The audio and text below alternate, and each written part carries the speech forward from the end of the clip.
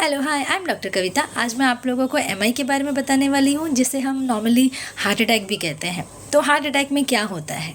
Heart attack में खून की गुठली बन जाती है जो आपके हार्ट को सप्लाई करने वाली आर्टरी में जाके स्टक हो जाती है। हमारे हार्ट को जो आर्टरी सप्लाई करती है ब्लड, उसे हम कोरोनरी आर्टरी कहते हैं। और ये जो क्लॉट होते हैं वो कोरोनरी आर्टरीज में जाके कहीं पर अटक जाती हैं, फंस जाती हैं, जिसकी वजह से जो ब्लड का सप्लाई होता है आपके हार्ट को वो डिस्टर्ब हो जाता है। ब्लड सप्लाई ठीक तरीके से नहीं हो पाता है। तो जिस प्लेस पे जहाँ पे वो कोरोनरी आर्टरी ब्लॉक हुई है, वहाँ के जो मसल्स होते हैं आपके हार्ट के, वो डेड हो जाते हैं, जिसकी वजह से पेशेंट को हार्ट अटैक आ जाता है। उसे हम कहते हैं मायोकार्डियल इन्फार्क्शन। ओके कई बार ऐसा होता है कि आपकी जो कोरोनरी आर्टरी होती है उसमें फैट डिपोजिशन की वजह से, एथेरोस्क्लेरोसिस की वजह से उसकी जो ल्यूमेन होती है वो पतली हो जाती है। इसमें भी आपके हार्ट का जो ब्लड फ्लो होता है वो स्लो हो जाता है। इस और जो मायोकार्डियल मसल्स होते हैं उसको जितना सप्लाई चाहिए होता है ब्लड को, वो उतना नहीं मिल पाता, वो इनसफिशिएंट होता है। उसे हम कहते हैं myocardial ischemia. Okay, so now what are the treatment for the myocardial infarction, that is heart attack के क्या ट्रीटमेंट होते हैं?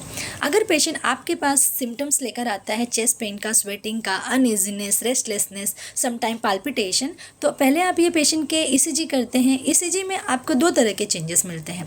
पहला होता है एसटी एलिवेशन एमआई, जिसमें एसटी एलिवेशन होता है तो हम ये पेशेंट को इमीडिएटली थ्रोम्बोलाइज करते हैं, लोडिंग डोज देते हैं। But thrombolysation is must in this kind of a patient. But अगर यही पेशेंट के ईसीजी में आपको एसटी एलिवेशन नहीं मिलते हैं तो आपको, बट ये पेशेंट के सिम्टम बहुत क्रिटिकल होते हैं, पेशेंट को बहुत ज़्यादा तकलीफ होती है, तो आप ये पेशेंट के ट्रोपाई का वेट करते हैं। अगर ट्रोपाई पॉजिटिव है तो ही आप ये पेशेंट को थ्रोम्बोलाइज करते हैं, नहीं तो आप इनको लोडिंग डोज देकर, बाकी सिम्टोमेटिक ट्रीटमेंट देकर उनको स्टेबलाइज करते हैं। नाउ ये दोनों ही पेशेंट को आप थ्रोम्बोलाइजेशन के ऑप्शन से पहले इन्हें आप पामी के ऑप्शंस दे सकते हैं। पामी में ये होता है कि आप पेशेंट को एंजियोग्राफी, अर्जेंट में एंजियोग्राफी होती है और इमीडिएटली पेशेंट को स्टैंड पे बिठा दिया जाता है, यानी कि एंजियोग्राफी एंड एंजियोप्लास्टी दोनों साथ में हो जाता है।